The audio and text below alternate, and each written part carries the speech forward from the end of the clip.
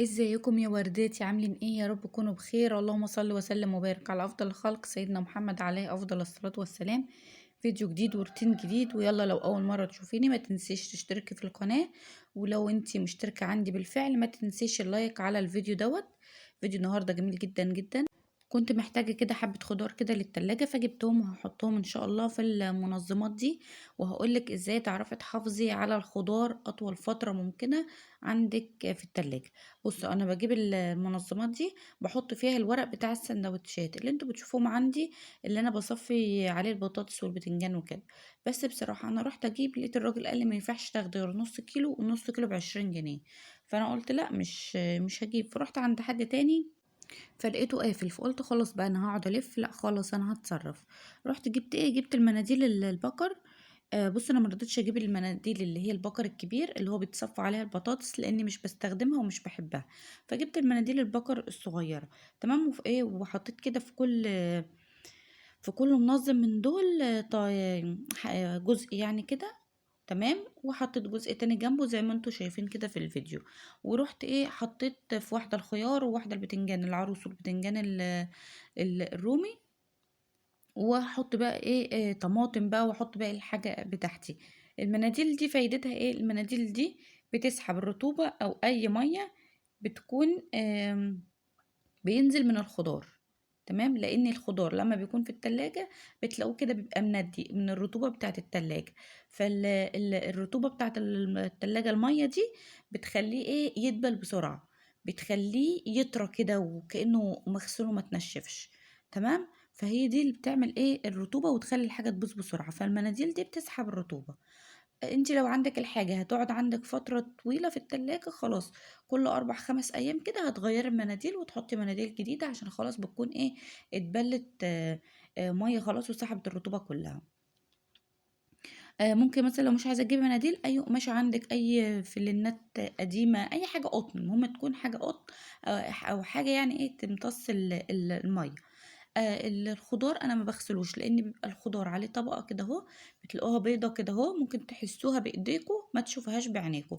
دي الطبقه دي هي دي اللي بتحافظ على الاكل او على الخضار يعني في التلاجة، او هي اللي بتحافظ على الخضار اطول فتره ممكنه.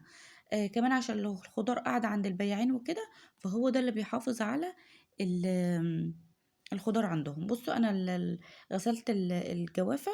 تمام. عشان هي ايه اللي هتبقى في التلاجة والولاد في اي وقت هيسحبوا منها، لكن الخضار هما مش هياخدوا غير لما انا اغسله لهم.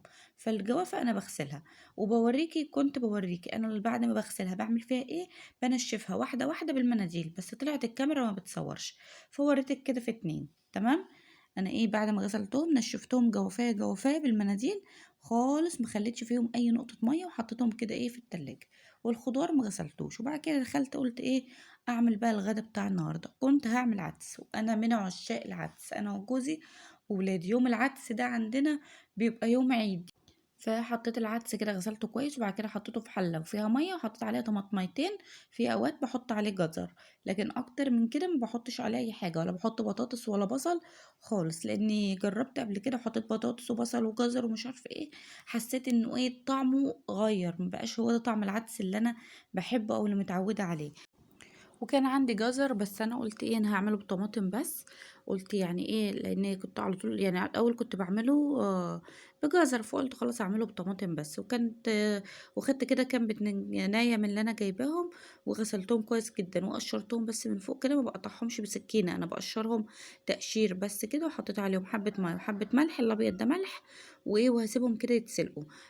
انا قلت النهارده يعني العدس بحب اعمل جنبه بتنجان مسلوق، بعمله الدقة، والعدس كان اتسلق خلاص وكده. فقلت خلاص خليه على جنب عشان خاطر يبرد، عشان اعمله ايه في الكب. وجبت كده كام فص توم، حبة حلوين يعني كده، راس توم يعني كده، ودقيتها في الايه في الهون. والعدس بقى هنا ضربته في الكبة بعد ما برد. الجزء الاولاني ده هتشوفوه احمر عشان خاطر كنت واخده الطماطميتين في الجزء الاولاني اللي ضربته في الكب. وبعد كده الجزء التاني هتشوفوه هيبقى افتح شوية. حطيت كده معلقة سمنة حلوة كده بلدي كبيرة كده حلوة، ونزلت عليها ايه بحبة شعرية. انا بحب قوي قوي العدس اعمله بشعرية، بصراحة بيبقى تحفة وجميل. ما بنحبش شوربة العدس السادة كده، لا بنحبها لازم يكون معاها شعرية. والعدس يكون مضروب في الخلاط او في الكبة يعني. لو عندك هاند بلندر هتعمليه في الحلة وانتي مرتاحة. المهم قلت بقى بدل ما اوسخ حلة تانية انا بقيت بعمل ايه، بحط الشعرية يتحمر شوية وبعد كده بنزل عليها بمعلقة توم من اللي فرماها. تمام. توم فريش يعني خالص. وبقعد اقلب بقى كده، فالتوم معايا ايه بيحمر كده شوية وبياخد لون. وبعد كده بقى ببتدي انزل بيهم بالعدس اللي ضرباه في الكبة. الاولانيين هتلاقي لونهم احمر عشان كنت حاطة ايه طماطميتين في المرة الاولانية. والمهم بقى ايه ضربت الكمية كلها كده وحطيتها عليهم، وحطيت حبة مية، وحطيت كده سنة من البابريكا وكزبرة، وجوزي بيعشق حاجة اسمها الكزبرة، فبحط له عليه كزبرة وحبة مية عشان خاطر ايه يبقى خفيف السنة كده في الأول، عشان الشعرية دي محتاجة كده غلوتين تلاتة عشان خاطر طبعا تستوي. سبته بقى كده على النار، وقلت ايه وانا واقفة كده في المطبخ الم كل اللي حواليا واغسله كده اول باول عشان ما اسيبش حاجة موسخة، لان بعد اكلة العدس دي الواحد بيحب كده ايه ينتخ شوية يعني. ده عدس برضو وبتنجان بقى مسلوق، بتنجان مخلل وبصل، وانتوا عارفين بقى مش عايزه اتكلم اكتر من كده يعني. فقلت ايه بقى لا كده خلص الايه اللي ورايا، اخلص كل حاجه في المطبخ، الكبه اللي انا استخدمتها والحله والطبق اللي غسلت فيه العدس بقى والبتنجان وكده، اول باول كده ايه اغسلهم وانا واقفه في المطبخ، ما خليش جنبي اي حاجه. عشان طبعا قلت بعد الغدا همسك الولاد طبعا نقعد نذاكر، فايه بعد المذاكره اقوم ما الاقيش يعني حاجه في المطبخ كتير، غير لو حاجه بسيطه بقى كوبايتين كده اغسل البوتاجاز، حاجه ايه تكون بسيطه، فبسهل على نفسي على قد ما اقدر عشان اكون منظمه نفسي واحده واحده. تمام. بعد بقى ما خلصت المواعين كده اهو، كنت طبعا مخليه كم يعني حته من التوم كده المفروم في الهون. انا اي بتنجان مقلي او مسلوق او اي دقه يعني ما بحبش التوم الكتير، بحب بس فصين توم بس، والباقي كله فلفل، بحب الفلفل يكون اكتر بصراحه، بيبقى طعمه احلى وما بيتعبش على الصدر زي ما بيكون التوم اكتر. فانت قللي كميه التوم وحطي فلفل كتير وهيبقى طعمه زي الفل. بحط كده كام قرن حراق وقرن بارد او قرنين يعني بارد وكده. وطبعا كل الحاجات دي كنت جايباها طازه معايا بقى كنت كده وكانت زي الفل. طبعا انا مشتريه حاجات كتير النهارده للتلاجة برضو وكده، فقلت ايه برضو كنت مشتريه بطاطس. تمام بس ما صورتهاش معاكم وحطيتها يعني في الضلفه بتاعتها على طول. ف طبعا الاكل بقى هكون من كل الحاجات اللي عندي او اللي انا اشتريتها يعني النهارده. فبعد بقى كده ما دقيت الفلفل والتومه حطيت عليهم معلقه خل وليمونه، وهمسك البتنجان كده بعد ما اتسلق وايه وبقى زي الفل. ايه هقطعه كده وبالطول، طبعا الراس بتاعته من قدام دي ما بتتقطعش خالص غير بعد ما يتسلق، وهقطعها كده بالطول وايه وهحشيها من جوه الدقه اللي انا عملتها دي، بصراحه بيبقى طعمها جميل جدا جدا جدا زي ما انتوا شايفين كده اهو. مش هعمل طبعا كمية البتنجان كلها يعني، الكمية كلها مش هحطها في الطبق، بس لا انا هعمل بس على قدنا دلوقتي اللي هناكله، وهحطه في الطبق والباقي هحطه في وهعمله هحطه في علبة تلاجة واشيله ايه في التلاجة. احتاجنا بقى وقتها ماشي، ما احتاجناش نخليها لتاني يوم عادي يعني، هو مش هيقول لا. اللي انا بعمل البتنجان المسلوق ده اكتر مع مع العدس، وكمان عشان خاطر انا مش عايزه بتنجان مقلي عشان الدايت. ان حد هيقول لي طب في عدس مع الدايت، انا الدكتور كان عاطيني الاسبوع دوت بقوليات، 3 ايام بقوليات و3 ايام فراخ. فالبقوليات انا اخترت ان هي تكون عدس، فكنت هاكل عدس 3 ايام بس مش ورا بعض، تمام يعني يوم ويوم يوم ويوم، فهنبدل يعني كده. فكده العدس كان استوى معايا، وادي البتنجان والبصل الاخضر ما ننساهوش، وطبعا في عيش وعشان الولاد طبعا مش هياكلوا بتنجان ده، فرحت ايه جايبه معلقه جبنه كده من الجبنه اللي هي بتاعت العلب دي، ورحت حاطه لهم عليها ايه طماطم. ماشي. وعملت لهم كده ايه طبق طماطم بالجبنه، جبنه بيضه عادي خالص، وعشان خاطر يتغدوا بيها وهما بيحبوها جدا، مع ان العدس بصراحه ما بيحبش جنبه اي حاجه غير ان هو بس يعني كده. بعد بقى ما اكلت بقى وشربنا الشاي وكده، دخلت قلت اطبق حبة الهدوم دول، وقلت ابدأ بالحاجة الكبيرة اللي هي الكوفرتات. تمام. فقلت ايه بقى اسحبهم هي كده الاول واطبقهم. انا جايبه 2 كوفرتالون بعض كبار عشان خاطر اوضه الاطفال، لان عندي 2 بتوع الاطفال مش حلوين خالص بصراحه وصغيرين خالص كده، فانا جايبه 2 لون بعض كبار بصراحه. قلت ايه عشان الولاد برضو كده يعني كبروا بقى خلاص، فمحتاجين ايه كوفرتات كبيره. المهم دخلت بقى لميت الغسيل كده اهو، قلت ايه بقى امسكه اطبقه كده على طول، عشان خاطر ايه كانت الكميه بصراحه كبيره، كميه الغسيل، فقلت لا ما هسيبهاش يعني واطبقها. دي ملايه اوضه النوم. الملايه لونها فوشيا، والتقليمه اللي فيها لونها ابيض، والاكياس بتاعه المخدات الطويله العكس، الاكياس بيضه وفيها بقى فوشيا. المهم مسكت الغسيل بقى كده وقلت ايه امسكه بقى اطبقه. كانت اول حاجه انا مسكت الكوفرتات، عشان خاطر ايه هما مش يعني مش كتار قوي قوي، بس ايه عشان فيهم الكوفرتات كنت غسلها وكده، فتحسوا ان هي الكميه كبيره جدا. فقلت ابدا بقى بالايه بالحاجات الكبيره الاول. وجات لي طبعا تسابيح عايزه الموبايل اشغله لها او افتح لها الباسورد يعني عشان تقعد عليه. انا بقى بعمل لها ايه، بقفل الواي فاي في الموبايل وبديها التليفون. فطبعا هي بقى ايه ما تلاقيش حاجه بقى بتشتغل وتقول لي مفيش نت، وتبص بقى تتفرج على الصور شويه ومش عارفه ايه وكده، وتزهق منه تروح تدهوني عشان خاطر ما تقعدش عليه كتير. لكن لو فتحت لها الواي فاي واديته لها، طبعا بقى كل ما هي بتقلب بقى هتلاقي حاجات جديده، فهتفضل قاعده عليه وانا بخاف عليها عشان خاطر ايه عينيها. فانا بعمل كده اهو. فهي بتزهق منه اول باول كده وتدهوني، وبكون متفقه معاها انت حابه وانا حابه، فبتقول لي ماشي، فبتقعد عليه شويه وبعد كده تدهوني.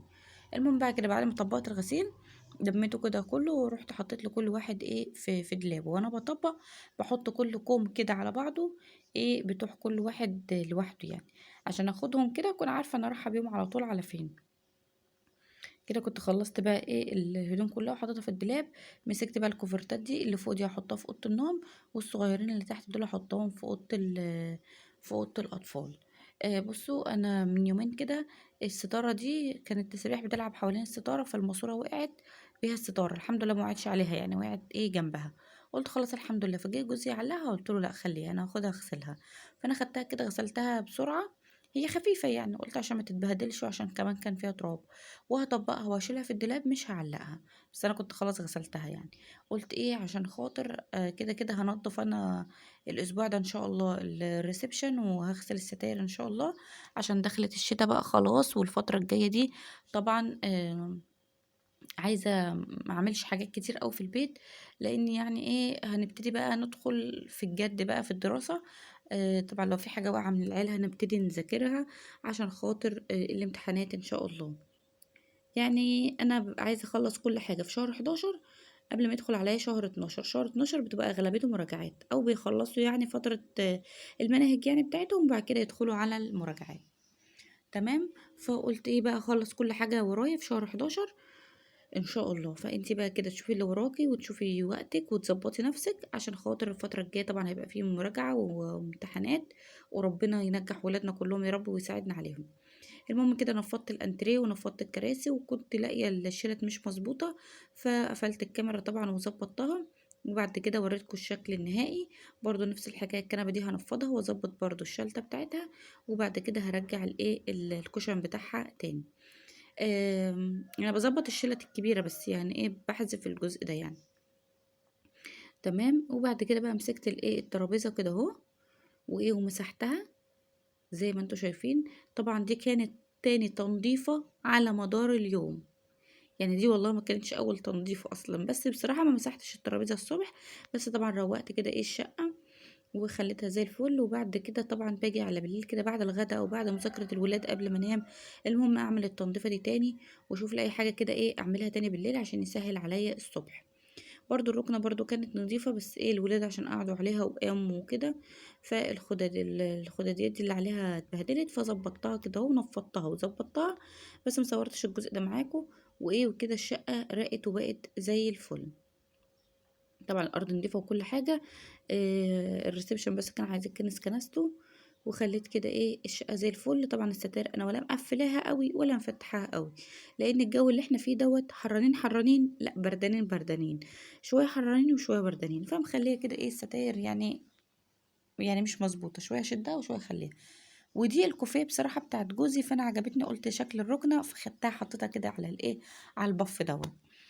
المهم ده شكل الشقه بقى كده بعد ما خلصت. يا رب فيديو النهارده يعجبكم، ويا ريت اتمنى ان انتوا تدعموني بلايك واشتراك في القناه. واهلا وسهلا بكل اللي نوروني في قناتي. شكرا جدا على وجودكم في قناتي.